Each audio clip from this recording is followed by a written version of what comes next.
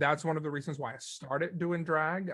Even though it was fun and it was, as a thespian myself, I Oh yeah, loved yeah. being on stage, but I wanted to have a platform. And so that's one of the things that I love about you is that you not only help your immediate community, the LGBTQIA community, but you also extend that to animal lovers, to kids.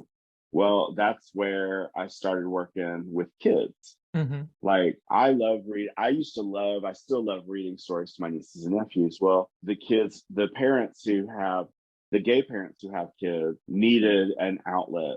So when they would go to one of the local gay friendly churches, I would do a story hour. That turned into a few kids to a bunch of kids, and then it turned into something else. Then when I completed my education, well, I didn't complete it, I'm still working on a doctorate. When I got further in my education, I found how books could really help kids.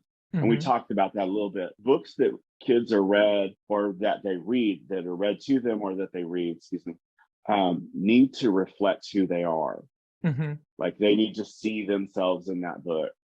So I looked for books that reflected the kids that I was working with, that I saw in my classroom, that, didn't have.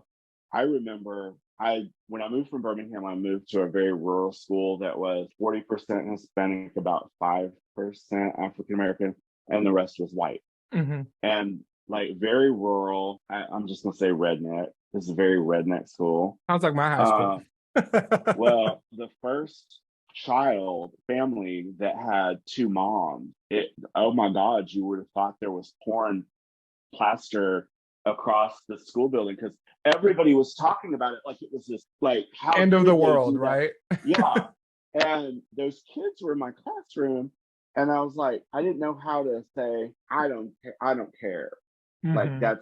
that's your family. I'm going to treat you with respect. I'm going to treat them with respect. So I didn't have a way I could say that and not get in trouble with my boss. So I went and got Heather Has Two Mommies, Tango Makes Three. I got all these kids' books, and I strategically placed them in my room to where when the kids who were LGBT were over by my bookshelf, they would see them. And then I didn't have to come out and say, okay, it's safe to be gay in here. I put an Yeah. HRC, since I'm a math teacher, the equal Mm-hmm. sign, the HRC equal sign. All those Perfect. dumbasses thought that it was a math sticker, but the gay kids knew Not bamboozling exactly. the straights. I love it.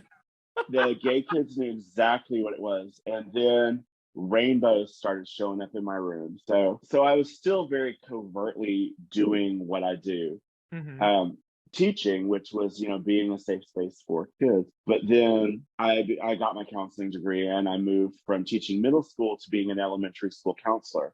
Well, I had trans kids. I had second graders who knew in second grade that they were non-binary, Mm-hmm. and they were able to articulate it. That's where I really started working with kids, is when I started that elementary, because the easiest way to get through to them is to read them a story. And so while they're thinking about the story, one little girl said, "That's just like me." And The I think representation, yeah. Being able yeah, to see themselves and I was reading them I Am Jazz.